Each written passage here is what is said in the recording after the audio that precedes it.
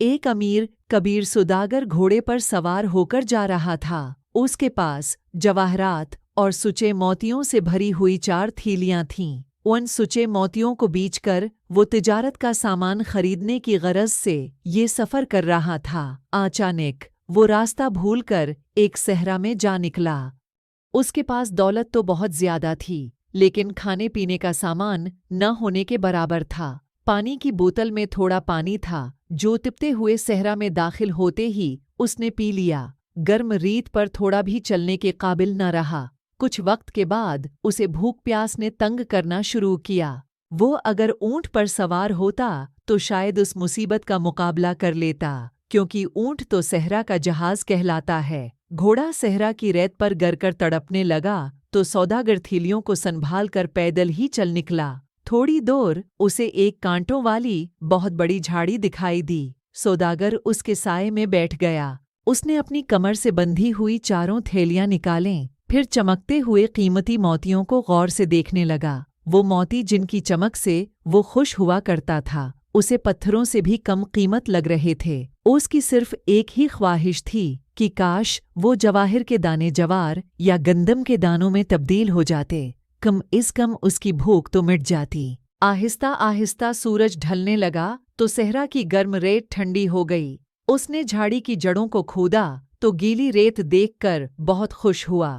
گیلی جڑوں سے اس نے اپنی پیاس بجھانے کی کوشش کی۔ اب بھوک نے اس کا برا حال کر دیا۔ رات ختم ہوئی تو اس نے سورج سر پر آنے سے پہلے صحرا سے نکل جانے کا ارادہ کیا، لیکن وہ صحرا اتنا بڑا تھا کہ سوداگر چلتے چلتے تھک گیا، مگر صحرا ختم ہونے کا نام ہی نہیں لے رہا تھا۔ دھوپ میں تیزی آئی تو جواہرات کی قیمتی تھیلیاں اسے بڑی بوجھل محسوس ہونے لگیں۔ اس نے 4 تھیلیوں کو غور سے دیکھا، پھر سب سے بڑی تھیلی ناکارہ بوجھ کی طرح ریت پر پھینک دی۔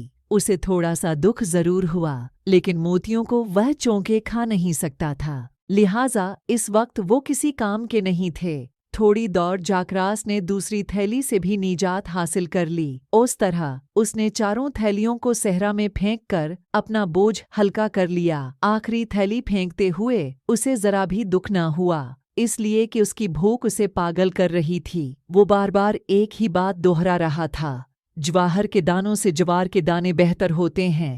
بھوک پیاس کی شدت سے جب وہ مرنے کے قریب ہو گیا تو اس کی آنکھوں میں آنسو آ گئے۔ اس نے بڑی عاجزی سے خدا کے حضور دعا کی، اے میرے خدا، تو ان جواہرات کی 4 تھیلیوں کے بدلے مجھے صرف 1 تھیلی چنوں کی عطا کر دے، تاکہ بھوک کے اس عذاب سے میری جان چھوٹ جائے۔ کہتے ہیں سچے دل سے مانگی ہوئی دعا ضرور قبول ہوتی ہے۔ سوداگر کو تھوڑی دور درختوں کا ایک جھونڈ دکھائی دیا۔ یہ ایک چھوٹا سا نخلستان تھا جو صحرا میں زندگی کی ضمانت سمجھا جاتا ہے۔ اس نخلستان میں پانی کا ایک چشمہ بھی بہہ رہا تھا۔ سوداگر نے اپنی پیاس بجائی تو اس کی جان میں جان آئی۔ تھوڑی دیر بعد اس کی بھوک اور زیادہ چمک اٹھی۔ اچانک اسے بالکل ویسی ہی تھیلی نظر آئی جیسی اس نے سب سے پہلے صحرا میں پھینکی تھی۔ اسے اپنی آنکھوں پر یقین نہیں آ رہا تھا۔ تھیلی موتیوں سے بھری ہوئی دکھائی دے رہی تھی۔ اس نے کانپتے ہوئے ہاتھوں سے تھیلی کو کھولا۔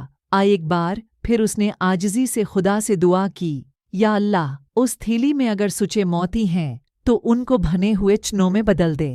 اس کی خوشی کا کوئی ٹھکانہ نہ رہا جب اس نے دیکھا کہ تھیلی بھونے ہوئے چنوں اور جوار کے دانوں سے بھری ہوئی تھی۔ اس نے خدا کی اس نعمت پر لاکھ لاکھ شکر ادا کیا۔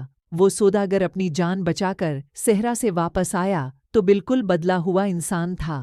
یہ واقعہ وہ اپنے دوستوں کو سناتا اور کہتا کہ امیر سے امیر اور غریب سے غریب انسان میں صرف ایک وقت کی روٹی کا فرق ہوتا ہے، لہٰذا دولت کی ہوس میں انسان کو کوئی غلط کام نہیں کرنا چاہیے۔